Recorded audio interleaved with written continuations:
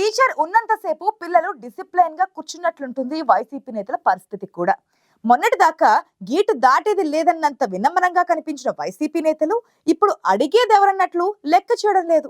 మొన్నటిదాకా కంచుకోటగా భావించిన ఆ జిల్లాలో పార్టీ ఓటమితో పరిస్థితి తారుమారైంది. ఇన్నేళ్లు పదవులు అనుభవించి మొహాలు చాటేస్తున్న మాజీలపై గరం గరం అవుతుంది పార్టీ కేడర్. జిల్లా అధ్యక్ష పగ్గాల వ్యవహారం విశాఖ వైసీపీలో ముసలం పుట్టించేలా ఉంది.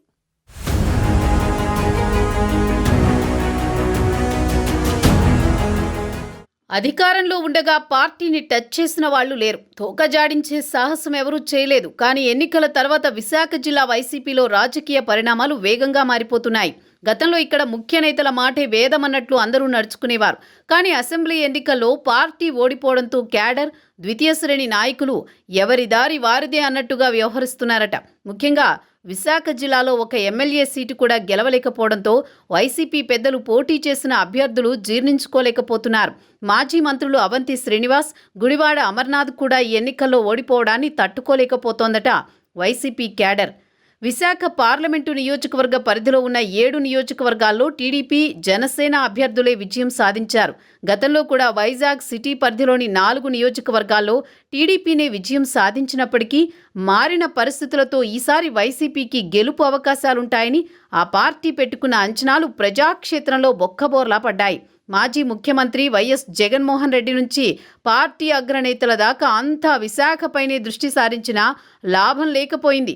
విశాఖని పాలనా రాజధాని చేస్తామని చెప్పినా ప్రజలు మాత్రం ఆదరించలేదు. మరోసారి ముఖ్యమంత్రిగా విశాఖలోనే ప్రమాణ స్వీకారం చేస్తానని, ఇక్కడి నుంచే పాలన సాగిస్తానని ప్రచారంలో వైఎస్ జగన్మోహన్ రెడ్డి పదే పదే చెప్పినా విశాఖవాసులు ఎందుకో తిరస్కరించారు.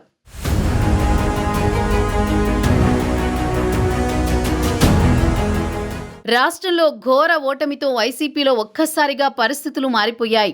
ఒంటి మీద గోచి ఒక్కటే మిగలటంతో అది ఉంటేనేం ఊడితేనేం అన్న తెగింపు కనిపిస్తోంది క్యాడర్లో. కొన్నాళ్ల క్రితం విశాఖ వైసీపీ కార్యాలయంలో జరిగిన వైఎస్ జయంతి ఏర్పాట్ల సమావేశానికి పోటీ చేసిన అభ్యర్థులంతా హాజరు కావాలని చెప్పినా చాలామంది ఆ మీటింగ్ వైపు కన్నెత్తి కూడా చూడలేదు. మాజీ మంత్రి గుడివాడ అమర్నాథ్ ఆధ్వర్యంలో జరిగిన సమావేశంలో కొందరు పార్టీ అభ్యర్థులతో పాటు వార్డు స్థాయి నాయకులు మాత్రమే పాల్గొన్నారు. ఈ మీటింగ్లో అంతర్గతంగా ఓటమిపై చాలా రచ్చ జరిగినట్టు సమాచారం. అమర్నాథ్ వైఖరికి వ్యతిరేకంగా కొందరు మైకు ముందే మాట్లాడితే ఇంకొందరు ఆయనకు అనుకూలంగా మాట్లాడారని సమాచారం. ఈ సమావేశంలో చాలా మంది నేతలు అమర్నాథ్ వంటి వారు క్యాడర్కి గానీ విశాఖకు గానీ ఏం చేశారని ప్రశ్నించారట. అమర్నాథ్ వ్యవహార శైలి పార్టీకి ఎంతో నష్టం చేసిందని కొందరు ధ్వజమెత్తినట్టు సమాచారం. మాజీ మంత్రితో పాటు వచ్చిన ఆయన అనుచరులు అమర్నాథ్కి అనుకూలంగా మాట్లాడడంతో సమావేశం గందరగోళంగా మారింది.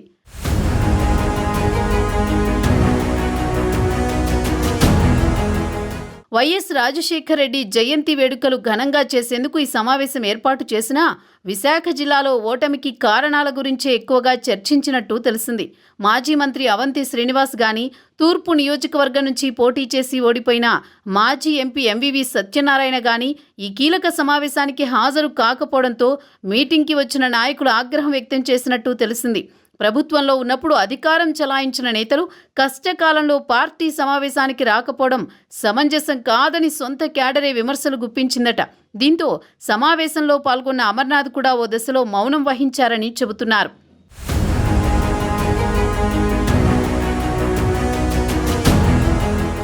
పార్టీ బలోపేతం కావాలంటే మళ్లీ అమర్నాథ్ని విశాఖ జిల్లా పార్టీ అధ్యక్షుడిగా నియమించాలని ఆయన అనుచరులు కొందరు డిమాండ్ చేశారట.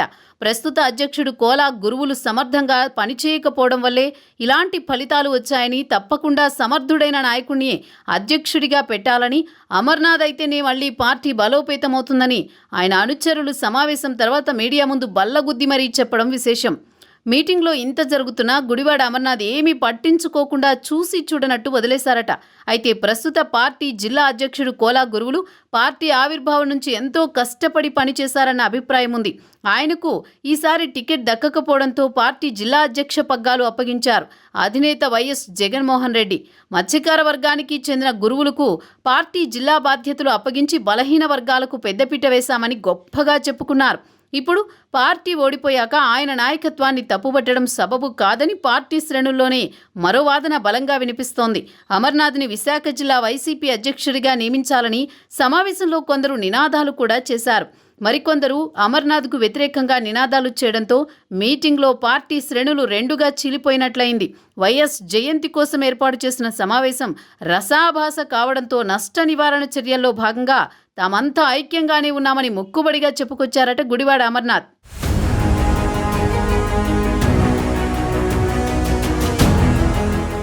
వైసీపీ అధికారంలో ఉండగా పోటీపడి టికెట్లు దక్కించుకున్న నాయకులు సమావేశానికి రాకపోవడం విమర్శలకు దారితీస్తోంది.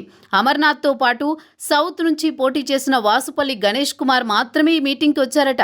మిగిలిన వారెవ్వరూ దరిదాపుల్లో కనిపించలేదు. దీంతో ఇన్నేళ్లుగా మీ అందరినీ మోస్తున్న మమ్మల్ని పట్టించుకునే నాదుడు లేడని క్యాడర్ తీవ్ర ఆగ్రహం వ్యక్తం చేసినట్లు తెలిసింది. విశాఖ జిల్లాలో వైసీపీ పరాజయంతో ఉత్తరాంధ్ర జిల్లాల ఇన్ఛార్జి సుబ్బారెడ్డి, ఇతర ముఖ్య నాయకులు విశాఖ రావడం తగ్గించేశారు. పార్టీ ఓటమికి కారణాలపై ఇంతవరకు సమీక్షించుకోలేదనే అపవాదు ఉంది. కనీసం ఇప్పుడైనా ఆత్మస్తుతి పరనిందలు మానేసి వాస్తవాలు మాట్లాడుకోవాలని క్యాడర్ కోరుకుంటోంది. మీటింగ్కే మొహం చాటేస్తే ఇక నిజాయితీగా మాట్లాడేదెవరని పార్టీ శ్రేణులు అసహనం వ్యక్తం చేస్తున్నారు.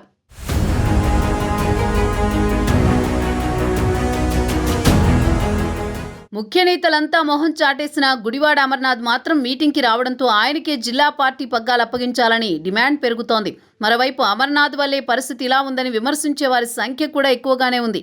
గతంలో పార్టీ అధిష్టానం సిట్ అంటే సిట్, స్టాండ్ అంటే స్టాండ్ అన్నంత క్రమశిక్షణగా మెలిగిన నాయకులు ఓటమి తర్వాత మొహాలు చాటేయడం క్యాడర్ని ఆశ్చర్యపరుస్తోంది. ఏదేమైనా వైసీపీకి బలమైన జిల్లాగా భావించే విశాఖలో పార్టీ పరిస్థితి నేతలను కలవరపెడుతోంది. ఓటమి పాలై నేలన్నా కాకముందే నాయకులు నీరసపడితే క్యాడర్ పరిస్థితి ఏంటనే ప్రశ్న తలెత్తుతోంది. జీవీఎంసీ మేయర్ వంటి ప్రధానమైన పదవులను లాక్కునేందుకు కూటమి వ్యూహాలు రచిస్తుంటే ఇన్నాళ్లు పార్టీ పేరు చెప్పుకున్న నేతలు ఎలా స్పందిస్తారో అధిష్టానానికి తెలుస్తుందని అంటున్నారు. ఇప్పటికే జడ్పీ చైర్పర్సన్ పదవిని దక్కించుకునేందుకు కూటమి నేతలు వ్యూహాలు రచిస్తున్నారు. మొత్తానికి ఒకప్పుడు ఐక్యమత్యంగా ఉండే విశాఖ వైసీపీలో ముసలం మొదలైందని చెప్పొచ్చు. ఓడిపోయిన నాయకులతో పాటు జిల్లాలో గెలిచిన ఒకరిద్దరు ఎమ్మెల్యేలు కూడా అధికార పార్టీ వైపు చూస్తున్నారని ప్రచారం జరుగుతోంది. మరి విశాఖ జిల్లాలో వైసీపీ భవిష్యత్తు ఎలా ఉండబోతోంది? కాలమే నిర్ణయించబోతోంది.